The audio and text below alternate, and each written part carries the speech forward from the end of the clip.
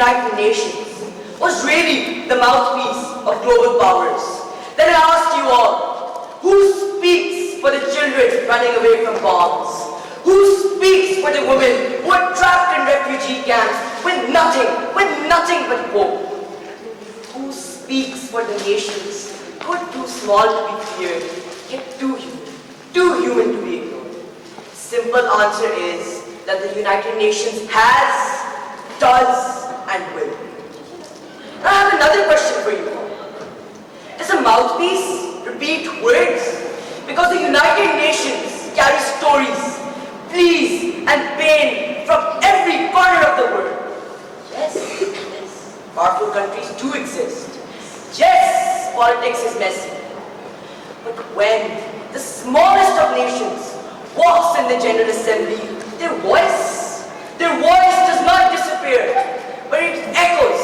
It echoes through every chamber of the United Nations. One country, one vote, one chance to be heard. In a world where power dictates everything, that, my friends, that is revolution. The United Nations has spoken words which have shook consciousness, not armies. The United Nations has passed resolutions which have made the powerful countries tremble. I ask you all that when Israel carried out the genocide in Gaza, did the United Nations stay silent? No. When a veto member, Russia, carried out the worst crimes known to humanity in the Donbass, did the United Nations stay silent? The answer is no. But once again, I remind you all to look beyond the microphones, to look beyond the conference halls, to look beyond the polished speeches, to look beyond the power suits, to look beyond the votes, to look beyond the vetoes, and to look beyond the flags, and look at yourself. Carrying vaccines to active conflict zones. Look at UNHCR, which is providing shelter to families which have nothing. They have nothing but each other. Look at the WHO, which is bravely combating diseases and health problems in countries where hospitals are leveled and hope is fragile. These are not political acts. I repeat myself, these are not political acts, but these are acts of pure humanity.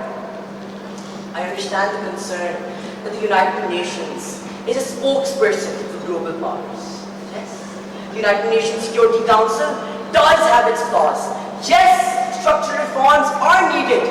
But let's be honest, the problem is not that the United Nations represents the powerful too much. The problem is that the world is not ready to listen to the powerless. Imagine if there was no United Nations. Who would turn war into dialogue? Who would turn silence into speech? And who would turn despair, pure despair, into countless opportunities? I tell you all once again, in a world where silence is more deadly than weapons, that spokesperson, that speech, that UNICEF is more important than anything else we have. So in conclusion, I would like to remind you all that the United Nations we criticize is a sanctuary for collective humanity. It is a spokesperson for the weak and the underprivileged. And whenever this world order breaks apart, whenever there's little conflicts, the United Nations is always there to remind us that we as humanity belong to one and the other.